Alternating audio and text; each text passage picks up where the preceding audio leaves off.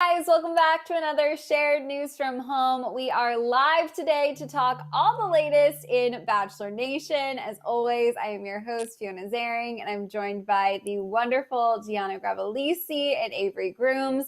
Hello, you guys. Happy Monday. How is everyone? Gianna, how was your Easter? Oh, Fiona, so glad you asked. I'm currently trying to get all the sugar out of my body that I ate yesterday out because let me tell you, I had a lot of Reese's eggs, the best form of Reese's, in my opinion, amongst other things. So the Easter Bunny came and he was great. How about you, Avery? I also just stuffed my face for 24 hours just because, it's a holiday and that's what you're supposed to do with some friends and fam and plenty of mimosas to go with that as well. So had a great day of celebration. Oh my goodness. I absolutely love it. Yes, all the peanut butter eggs and mimosas. I am so glad everyone had a wonderful holiday. But let's get into it because, of course, it is another week. That means there is a lot of Bachelor Nation news to catch up on already. We are going to kick things off with a bit of a blast from the past.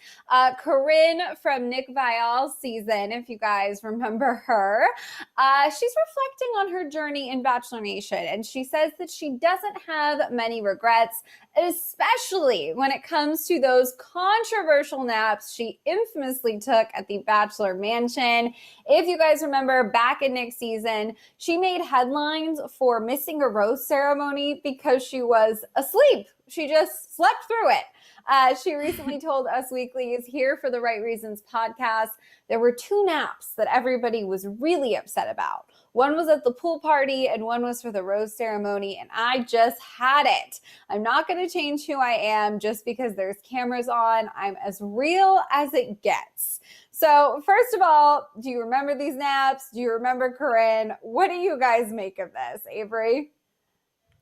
At first, I didn't remember the naps, but it's starting to ring a bell now. I just remember her being very problematic. I hear the name Corinne, and you just think of that person in Bachelor Nation who is problematic, and that was her. So it doesn't come to a surprise as me, not saying that taking naps were problematic, but she was tired, and she's gonna take a nap if she's tired. She was one of those people to just call her own shots, so it doesn't surprise me at all. What about you, Gianna? I mean, I could never forget Corinne. I could never forget those naps. And, those two naps were very problematic. I mean, the one where she missed the rose ceremony was really controversial because it was the 1 week where she was interrupting every single woman's time with Nick. And I remember watching it and I was like, oh, these poor girls. Like, I know the interruption's totally a part of The Bachelor. It's kind of like, adds to the drama, adds to the fight. But this girl would not let any other woman in the house talk to him. And I kind of admire Corinne for that. I mean, she's a girl that gets what she wants and she does anything to do that. And I can relate with her. Like, I'm that way in life. I mean, but I'm not as rude about it. But I'm not much of a napper. So I can't really relate to her on that part. But I will never forget those naps and all the problems that they caused. Oh my goodness. I know. Who would think it could be so controversial? But you guys kind of touched on it. She was a character, shall we just say, in that season for sure. So I think perhaps had other people fallen asleep at different moments, maybe not as big of a deal. But she did also address the why as to these naps and why they happened so much. And she has a very simple explanation, which is she was just being human. She said, I'm tired. We filmed all night. I almost fainted the first night, which is actually kind of interesting, all things considered. She explained why, saying, I was standing up there and I was like, oh my God, please, Corinne. I was like, please don't do this. God, don't let me faint. I felt it coming on. I felt my body getting drained. The pain was so bad and the balls of my feet. I mean, basically what she's describing is the toll this show can take. And we have talked about this before. I mean, whether you are a controversial character or somebody everybody loves, you're still put through the same ringer. You're up for crazy hours. You're going through so much emotional, ups and downs. I just can't imagine being one of these contestants. I don't know if I have the strength for it. I mean, could you handle it, Gianna? You know, I actually just recently worked on a movie set, so this is kind of the only thing I can relate it to. I was a production assistant. I was working for at most like 18 hours a day, every day for forever, waking up at 2 a.m. So I can imagine, obviously, this is a show, this is a set. So with the contestants, they're probably waking up really, really early, going really, really late. God only knows how much they film in a day. And, you know, it's very go, go, go. And especially with their traveling. Well, this season they were traveling at the time because it was pre-COVID. So the time differences too. I can forgive her for the nap. So, but Corinne, as we learned on this season, she was a very dramatic woman, and you know, it totally added to the entertainment of the season. She even mentioned in the season one of the naps was due to an anxiety attack. So now she's saying she almost fainted. Maybe that was from the anxiety attack. I'm not quite sure. But I mean, as you said, Fiona, it's not convenient that her nap just so happened to be during a rose ceremony in which Nick had a rose for her. She wasn't there, and then sent girls that were there home. So I can't imagine how I would feel if I was one of the girls that were sent home while another girl was napping that had a rose waiting for her. But Avery, what do you think about this? I mean, I only could imagine what it's like to be on the show. I used to always say I wanted to go on the show, but after all of this analyzing and insight we get from doing this kind of stuff, I've realized that's probably not the best choice just because the toll it takes on everyone. And, you know, we see the rose ceremonies happen and people are leaving as the sun's rising. So, you know, they're long days and even longer nights. Not to mention, these girls are usually just standing there in cocktail dresses and heels for hours and hours. They all have to be tired. So, props to the ones who stayed up. I understand why she's exhausted and falling to sleep, but she needs to schedule her naps probably a little better and not miss a rose ceremony, because I couldn't imagine the feeling of getting sent home while someone who's napping gets to stay and even sleep longer. So kind of ridiculous, but it's hilarious at the same time.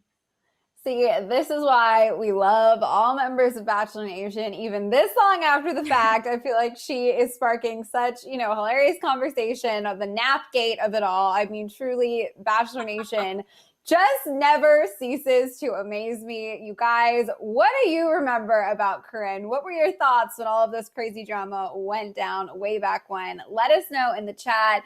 And throughout the stream, you guys, send us all of your comments, all of your questions. At the very end, we're going to try to get to as many of them as we can. Also, with that being said, if you're not subscribed to our channel already, be sure you subscribe and ring the bell so you can be notified the next time we go live and you don't miss out on any videos, because honestly, there's a lot to keep up with the Bachelor Nation and we are doing our best to keep you updated at all times. All right, let's move on because we do have pretty adorable update with two of my faves, Tayshia and Zac. They feel like such a breath of fresh air in Bachelor Nation right now, you guys. We've gotten so used to basically the minute the cameras stop rolling, relationships starting to crumble. And thank God the two of them are like giving us a whole new outlook on this. They are still going strong. They are sharing some adorable posts on social media. They really seem to be totally happy, which I love because I was rooting for them during the season. But the interesting thing is, I don't want to say their relationship is being put to the test, but they've been thrown a little bit of a curveball because Tayshia is obviously in New Mexico filming with Caitlin Bristow as the host of Katie Thurston's season of The Bachelorette. We know that there's a COVID bubble going on there. We know that these seasons take a long time to film. And so seemingly there was going to be, you know, some distance thrown at her and Zac to handle. But as you can see from this picture, they are doing totally well with that because Zac has actually already made the trip from New York City to New Mexico to visit Tayshia. They posted some adorable photos on Instagram, taking like a stroll through the desert together. And then they did also share the one we were just looking at from their very first Easter together, which I think is so sweet. I am just so happy for them. I'm so happy that they were able to make it work, that he could come, join the bubble, and be a part of the show. I mean, these crazy life at home, work from home times, he could in theory pick up and work and stop and be anywhere. So I love that the show made that happen for them. What do you guys think of this? I mean, how long do we think Zac's going to hang out in New Mexico? Are they just like in that honeymoon phase where they cannot be apart? I mean, what do you think, Gianna? I mean, I think this is absolutely the cutest thing ever. And you're right, Fiona. It's such a breath of fresh air because we are so used to just couples not making it. We're used to engagements being called off and all of that. So for them to be together is amazing and we love to see it. Now, for Tayshia and Zac, I was trying to think, is this just a little surprise weekend trip? I mean, first of all, a surprise trip is a huge step in a relationship. If you're in the honeymoon phase, I feel like, it is, you're spending time together, but it's within the realms of like your comfort zone. Now, this is a vacation. Like he's entering her element, as she's there to film as the host for the Bachelorette. And that's like a huge thing, that's not a little inexpensive trip to be taking. So, I mean, I hope he's there for a while. I don't know what rules are in place for if he had to quarantine, if he's not allowed to stay past a certain amount of days, is she going to have a week where she's too busy filming all day, every day, as we were just talking about those long, rigorous hours. So maybe he took just a little weekend trip, but I think that he definitely was missing her, obviously. Why else would he fly nearly across the country to go be with her? And it's adorable. I love them together, and I love that he's there with her. I love them as well. I'm actually just obsessed with them because, like you said, Fiona, it is so refreshing to have a successful couple come out of the show. And every picture I see of them, they just look so happy to be together. It looks so genuine. So I could imagine why he wanted to come to New Mexico and spend more time with her, because they are in love and they keep growing and growing. And I have a feeling he might maybe make an appearance on the show. I don't know. I think it would be a good idea for them to just continue to highlight one of the successful relationships out of the show. And I mean, they're pretty new, but I have to say, I think they're my favorite couple in Bachelor Nation, next to Sean and Catherine.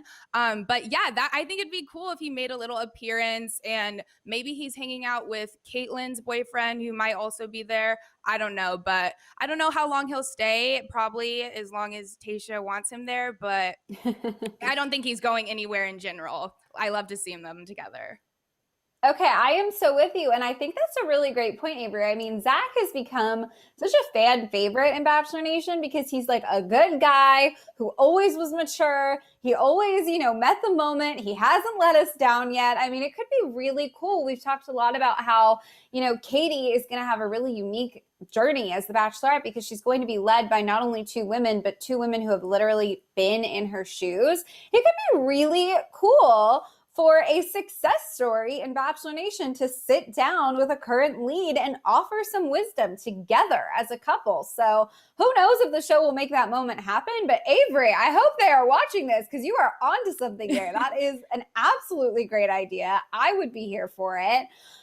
Okay, this takes me to, the question of all questions, right? I mean, supposedly they're engaged, right? I mean, that was the point of all of this. They're going to potentially walk down the aisle one day. Do we still see it? I'm never sold at the finale moment. I'm just not. I think it's always, to me, best case scenario, you're wearing a gorgeous diamond ring and you think this might go somewhere, so you're gonna commit. But we've seen, how many of them actually get to that stage? Not many. So is it starting to feel like a real engagement, I guess is my question. Do you guys have faith that down the line we might actually see these two make it down the aisle and be in it for the long haul? What do you think, Avery? Yes, I actually do have a lot of faith in them. From the start, Tayshia was kind of a lead that I felt like I could trust, and I could trust her decision regardless what it was. I feel like she was going to make the right choice, and clearly she did. And it's looking like they're here to stay. I will be so heartbroken if for some reason they break up, but I don't see it happening. I feel like they're each other's people. It just keeps looking better and better. And now he's over here in New Mexico with her. Like, he can't get enough, I refuse to believe that this won't work out. So hopefully we'll see their wedding pretty sooner or later. Yeah. I'm with you, Avery. I want them to get married ASAP, but all I can remember is this article I read about a month ago where it was saying that Zac was in a rush to get married. He was like, Tayshia, like, can we get married next month, next week? And Tayshia said, slow your roll. And now Zac mentioned that the roles are reversed. Tayshia's wanting to get married very, very soon. And Zac is like, hey, remember what you said. Now you slow your roll. So I think they both are dying to marry each other, but they are definitely being smart about taking it slow and really building their relationship outside of the show. Although obviously Tayshia's in the show right now, like they're working on their relationship on a different level. And, I think it's great that Tayshia honestly is working with him too on his journey to sobriety. I mean, that's a huge thing to really commit to somebody when they have that issue. It takes a lot to accept that about a person. I know he said he was even surprised when she was willing to work with him on that, and that's how he knew she was the one. So I think that they work great together. Obviously, I'm just looking at this picture of them. They both look so happy. It doesn't look fake. I have a great feeling about them. So I think their marriage will come not too soon, but in the near future for sure. I am totally with you both. I know, Gianna, you said, look at that picture. I'm like, you can just tell those two people look so happy. So much fun talking about them. They make me literally like, I can't stop smiling, you guys. If you are watching and you feel the same way as we do, please let us know in the chat. We want to know how many other Tayshia and Zac fans are out there. And of course, I mean, if you can't stand them, that's your opinion too. We want to hear it all. So be sure you guys let us know in the chat. We're going to move on, though, even though we could have a Tayshia Zac love fest all day, to a very interesting, kind of crazy out there theory that is gaining some traction, you guys. This one really took me by surprise. It is that Becca Kufrin and Emmanuel Acho are secretly dating. This is the latest big Bachelor Nation rumor.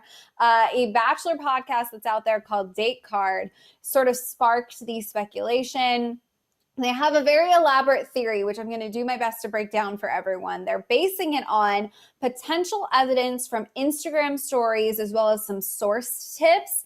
They explained, quote, a source of mine who has been right before and follows little details has said they keep seeing Insta stories of them in the same place. So this source claims to be spotting Emmanuel and Becca posting from the same locations, but like better than Claire and Dale when they do it. So the little more discreet, but kind of the same vibes is what I'm getting here.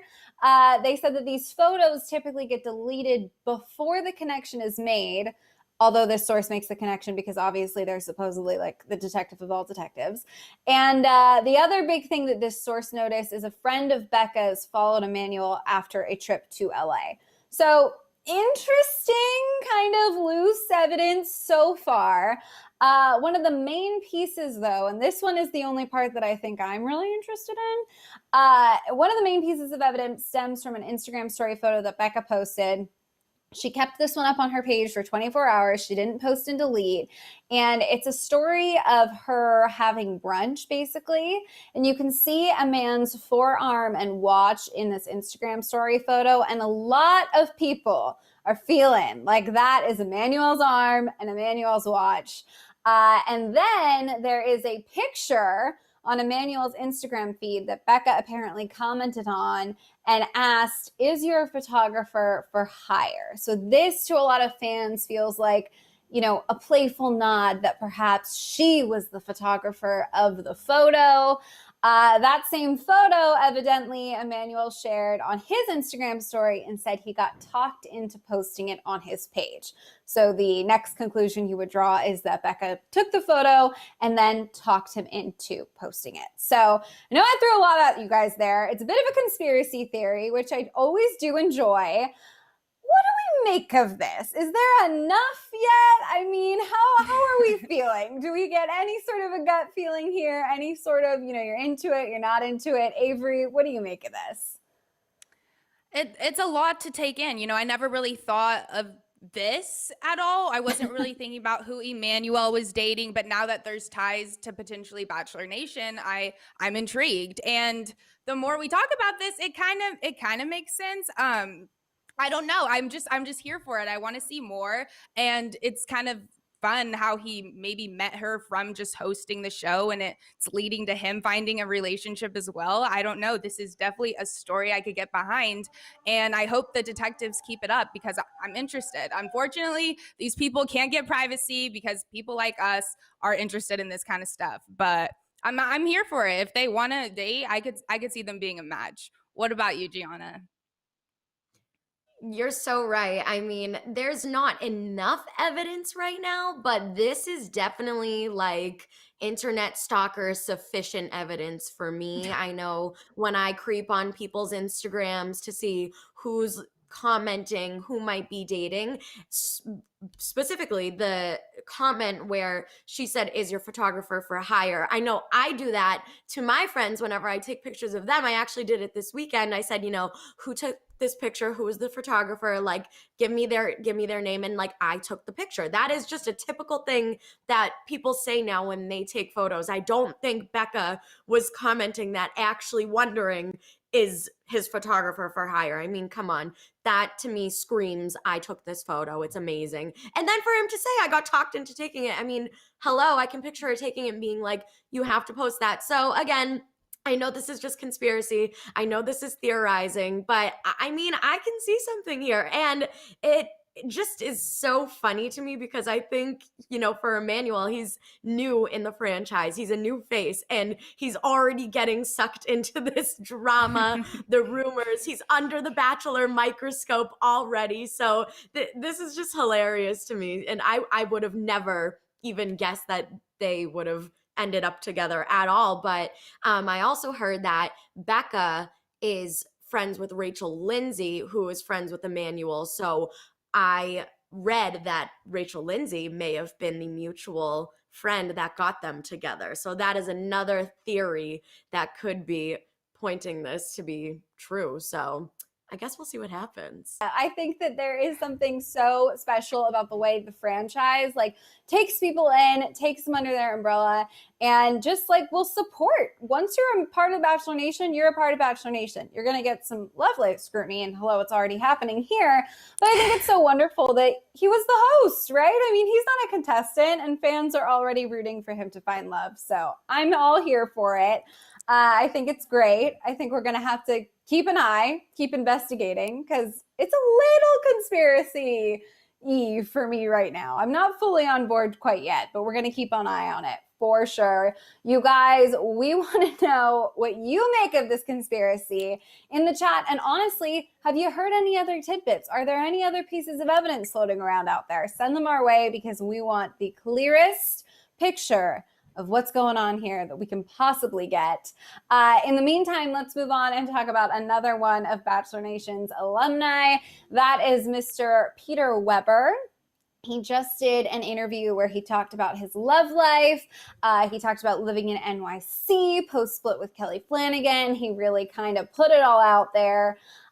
In terms of finding somebody, he said, quote, "There's a good sense of optimism in New York that you're going to meet someone."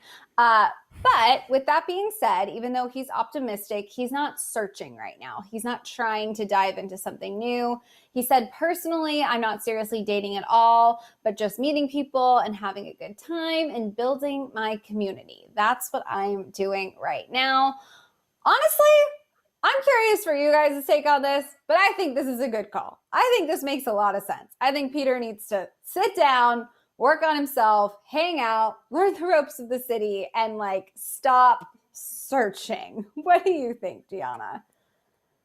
Yeah, I mean, you just hit the nail on the head. I think that he is honestly so attached to The Bachelor and this notion of finding love and searching and recycling, if we want to say that as well. And I think that he needs to just step away. I think he needs to do his own thing. Obviously, he's still hanging on to the Bachelor thing, moving to New York City. He has friends there, but he does need to just find himself, work on himself. I don't know how optimistic New York is right now, considering we're still in the middle of a pandemic, but I know that it is definitely the city of hustle and bustle. I love it there. But I'm excited for him. I'm really optimistic, and I actually really hope that he finds someone outside of the franchise that can make him happy. So I'm looking forward to see how his time in New York goes. But what about you, Avery? He just needs to chill. Like, there is no reason for this man to be searching, let alone be in a relationship anytime soon. It was never a success. And like, it got weird with the recycling. Like, he was really reaching with that. And, you know, I totally agree with you. I don't think he should date anyone in Bachelor Nation. He should just go live his life, but absolutely find himself first and be 100% okay with him, and then really figure out what he wants, because I don't think this guy knows what he wants. It doesn't seem like he ever did. I'm not trying to bash him, but I don't really care about his dating life anymore. It was just a mess. So I think he should work on himself and just focus on himself. He seems like a kind of guy who always needs to be in a relationship, and hopefully he'll realize he doesn't need that. He's comfortable just being alone because it's good for you. Yeah, I'm totally with you. There's something about Peter that screams like serial relationship guy. But then there's, again, I feel like Avery, you and I want to qualify this. I'm not bashing Peter. I just, I've talked about him a lot at this point. Listen, he is a serial relationship guy in my eyes who probably should not be in a relationship most of the time unless he's really ready. I think he needs to find a way to mature a little bit, really understand what he's looking for, and not just be in a relationship to be in a relationship, because it makes it, I think, really hard to give those relationships a chance to actually succeed if you're just bopping from one thing to the next. So really hope that he just takes some time for himself, because at the end of the day, I do think he's a well-intentioned guy. I think he's a good person. I just think he wasn't quite ready for marriage when he signed on to a reality television show with the intention of getting married. But that's neither here nor there. He has reflected on this roller coaster of his dating life since his time as The Bachelor. He said, "I've definitely had a whirlwind of 2 years there in the dating department and may have been chasing relationships for a little bit too long, but I still haven't lost any faith. I have all the faith in the world that my person is out there. We're going to have a beautiful, beautiful life together. Just haven't found her yet." So I think this is interesting. I mean, obviously, his person is hopefully out there, right? I mean, I have no doubt one day he will find that person. I just want him to find, like, his own person within himself first, I think. But he's a great guy. I'm sure one day we will be seeing Peter happy and settled and in love, right? I mean, what do you think, Avery? I think so. I think if he stops looking so hard, it'll just show up at his door one day. It's always when you aren't thinking that way, then you run into someone who's like, aha. So maybe it'll just happen organically like that. And like we said, work on himself.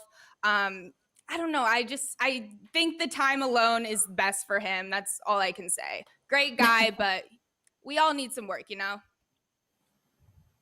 You're so right, Avery. I'm also glad that you said it's always when you're least expecting it or not trying that it happens, because I can't even express how true that is. Like, I know in my own life, there was a period of time where I was just constantly like, I need to find my person, my person, my person. And then once I just like got over it, I really learned a lot about myself. And like, I think I grew as a person, and now I'm ready for like my next relationship. And like, I think there's always that realization that everyone takes, like whether, you go on a vacation or like you move across the country or something, that you need to really just kind of have a fresh start and find yourself. And I think that that's exactly what Peter's doing. And I hope he sticks with it. I hope he's not, again, too stuck on this Bachelor thing. Like, he may be a former Bachelor, but that's not life. There's not going to be 30 women in front of you at all times for you to choose from. You got to just stop, relax, Pete, just have fun in New York. You do you, and your person will come to you. I am with you both. The last little bit of news we have on Peter, which I don't even know what to make of this yet, you guys, is he is following in the footsteps of many, many Bachelor Nation family members and launching his very own podcast. He's actually living in New York City with Dustin Kendrick, who he met and became friends with through their time on Hannah Brown season, of course. Together, they will be launching Bachelors in the City, and it is described as a podcast where they will be talking about, quote, why we love the city so much and bring out a lot of cool, influential people that are in the city. The first episode is going to be out on Wednesday 14th, so very, very soon. It's really interesting to me because I feel like he just moved there, whole new start, whole new life. And now he's basically doing a podcast that sounds like a love letter to New York. I mean, they're really making that the theme of the podcast. There's no mention of commenting on Bachelor Nation or, any of sort of the other approaches that people have taken. So I have to say, I'm pretty curious. I'm interested to see what this looks like. I'm interested to see how he would carry himself, in a podcast like that. That's a lot of work. You have to be ready to really, go for it. So I don't know. I'm just sort of shocked by this for some reason. What do you make of this, Gianna?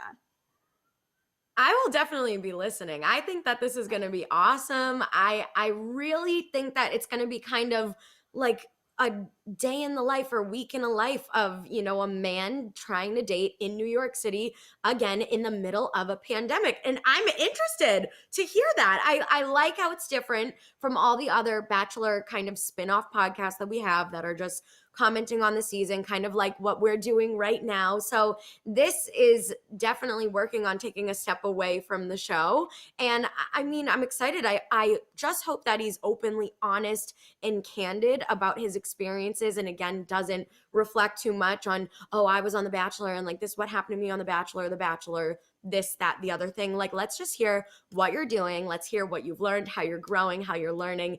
I'm excited and I'm going to listen to it. Avery, are you going to? Well, you put it that way and you make it sound very interesting. When I first saw this, my initial thought was, okay, we really don't need another podcast from someone in Bachelor Nation. But if he does take the approach, like you said, just be really authentic and highlight the day in the life in New York and just take a different route, I think it could be good. I remember I never really liked Nick Viall, and then he started his podcast and he kind of like, I got used to him. I was like, okay, I don't hate this guy anymore. So maybe the same thing could happen with Peter. It just all depends on his approach. And I just hope he doesn't steer too far into like Bachelor related topics. Like we said, he needs to remove himself from that for the best. So I'm interested to see how it turns out. Yeah. Yeah, it's going to be definitely interesting to say the least. And you guys, what is that date? It is April 14th. So, I mean, it's April 5th now. The wait is not too long. If you're interested in this, mark your calendars. It's going to be out on the 14th. That will be the very first episode. We want to know what you think of all of these Peter updates, but also you guys, we are nearing the end of the show. So we're going to start to dive into any questions, comments, concerns, anything you want to get off your chest about Bachelor Nation. Make sure you send that to us in the live chat if you haven't already. We're going to try to dive into as many of these as we can because let's face it, honestly, you guys sometimes keep us updated. There is so much Bachelor content to consume out there. So we love going into these chats and just, getting to know more of everyone's opinions because Bachelor Nation is like one big passion project for fans. Everyone's involved. Everyone's, committed to this together. Let's see. We have our first quick comment here. This is from Lavender. She says, hello, Lavender. Thank you so much for tuning in live with us. We hope you are enjoying yourself, learning new things, and enjoying hearing all of the latest from Bachelor Nation. Like I said earlier, you guys, if you aren't subscribed, make sure you do because that's how you will be, of course, notified. You want to ring the notification bell as well so that you know when we're going to be going live because we do these as many times a week as we can for you all. All right, we have a new one. Gianna, I'm going to let you take this one.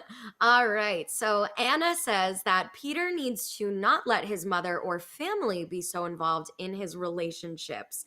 Anna, I can totally agree with you on this because I think we see this actually a lot in Bachelor Nation. We just saw it on Matt James's season. We saw that uncomfortable conversation with his mother, and it kind of looked like it threw him for a loop on the decision of his engagement. But at the end of the day, I think in our own lives too, your family does have a lot to do with your decisions and your relationships. I know I'm very close with my family. I tell them everything. It's not like I let them decide my fate, but I do want to know what they think. Sometimes they slap me into reality. Sometimes they, keep me grounded when I'm just kind of not seeing what's in front of me or making not so great decisions. But you're right. I think that there's a line that kind of gets crossed. And then Peter needs to realize like his family, especially his mother, is just for advice and not for anything else. So you're right, Anna. Eduardo said, well, Emmanuel is way better than Blake. So if this is true, I'm happy for Becca. Absolutely. Emmanuel is way better than probably any prospect that was on her season. We just saw him kill the role of a host, and he's doing a ton of other things. So I think he's great for her. I'm very interested in this conspiracy. I hope we get more info soon because this is something I could get behind. Oh yeah, for sure. I think Emmanuel is like probably the most eligible bachelor in Bachelor Nation, and he, wasn't on the show, so I don't know what that says, but he's certainly a good one. Gabby, our very own Gabby Ganta, is tuning in, and she said, "Tayshia and Zac are the cutest. How long do you think till they get married?" Gabby, I don't know. I think it could be as soon as like literally end of 2021. And I also think, it could be as late as like 2024, 2025, right? Like I could see them going for their long route or the short route. For some reason, my gut tells me though, we might be seeing like fall of 2021. Surprise, Tayshia and Zac did it. They're married. I don't know. What about you, Gianna? You're so right, Fiona. Like I'm gonna guess maybe 2022, 2023-ish, because she's off right now. She's filming, she's busy. There's True. no way that they can plan a marriage right now, and God only knows what she's going to be doing after this season of The Bachelorette. We talked about this a couple weeks ago. Is she going to do more? Is she going to be a consistent host? So I just don't see it happening that soon, but I have faith that they'll get married within, at least a year. Yeah, those are good points. I'm with you. Exactly. Yes, I agree with you also. I just hope it will maybe be one of those things where ABC does it just because I want to see it. But I understand why, if they don't want their wedding on TV, it makes complete sense and they could do their own thing. But you know how they've done that before? I just wonder if they will with them. So maybe sooner than later, who knows? We shall see. But Natalie asks, do we know who is appearing on Paradise yet? Ooh, we don't know for sure, but we have been speculating. And this question actually makes me think there was just news, speaking of Becca, that there was speculation that she was going to appear on Paradise. She was in Mexico recently. She may be there right now, if I'm not mistaken. And, a lot of former Bachelor, Bachelorette contestants were commenting, saying, or the caption of her photo was, "Oh, so why are you asking if I'm going to be in Paradise when I'm already here?" So that led to people commenting, wait, does that mean you are going to be there? Like, for sure, you're going? Like, what is happening? So Becca, surprisingly, was actually someone who may be on Paradise. Again, that's just speculation. We don't know. Now we don't know what's happening with Emmanuel. So Bachelor Nation is just so crazy to me. So ladies, what do you think? Oh, I feel like as far as who's going to be in Paradise, Becca's a toss-up for me. Do you guys remember Joe from Tayshia's season? That's the one that I keep coming back to. We basically got a tweet from, Robert Mills, I believe is his name. He's an ABC exec, and he tweeted out after Joe was able to get his full vaccinations that Joe was an officially vaccinated, I'm paraphrasing here, but like parasitian or something like that. So I really liked him on Tayshia's season. Feel like we didn't get to know him very well. So I really want Joe there. Anyone else? I'm kind of like at this point, I don't know. There's a lot of people that it could be. I hope for Joe. What about you, Avery? Yeah, because I remember right before Joe got eliminated was also the episode we really finally got to see his personality, and he was really funny. He had a lot of short little humorous moments, but we barely got a taste of it. So I remember when he left, I was like, I hope we see him in Paradise because we got a little taste. So I know he's a funny guy, and I'm happy he'll potentially be there. Yes. All right, you guys, if anyone has any final questions, make sure you send them over to us right now. And don't worry, on the Paradise front, by the way, we are going to be keeping our eyes peeled, our ears peeled, and keeping you guys updated, because honestly, the Paradise roller coaster has been all over the place. It's happening, it's not happening, it's in between the Bachelorette, it's going to be after. We still don't know who's hosting. Then we got those reports that people were like struggling to get cast members to sign on. So right now, Paradise feels like the biggest question mark to me. But I do have a lot of faith that once they figure it out, once they get it all settled, we're going to have a really, really great season. Because, and this is something we have talked about before, technically speaking, the pool of people that we can pull from to make a Paradise cast happen is pretty huge. We still haven't seen the women from Peter's season. We definitely have the women from Matt's season, although some of them I don't need to see again, but technically we have all of them. We have the great guys from Tayshia's season. So there's a lot of potential people that we could see in Paradise. And if they can put all of the pieces together in a way that's going to A, make sense safety-wise, B, hopefully represent some progress in the franchise, which we've all been calling for, it could be a really special season. So I have nothing but high hopes, and hopefully we will be getting some more information on all of that very, very soon. You guys, I cannot believe it is only Monday and we have had this much Bachelor news to unpack. We are going to end it here, you guys. We're going to wrap things up, but don't worry. We're going to be back all week long, so make sure you go ahead and subscribe if you haven't already. Let us know in the comments what you guys thought of all of the news that we have shared so far from this week. As always, I am your host, Fiona Zaring. I was joined by the absolutely wonderful Deanna Gravelisi and Avery Grooms. If you want to come say hi, you can check out our social handles there on the screen right now. Thank you guys so much for tuning in live with us, and we will be back very soon. Bye, everyone.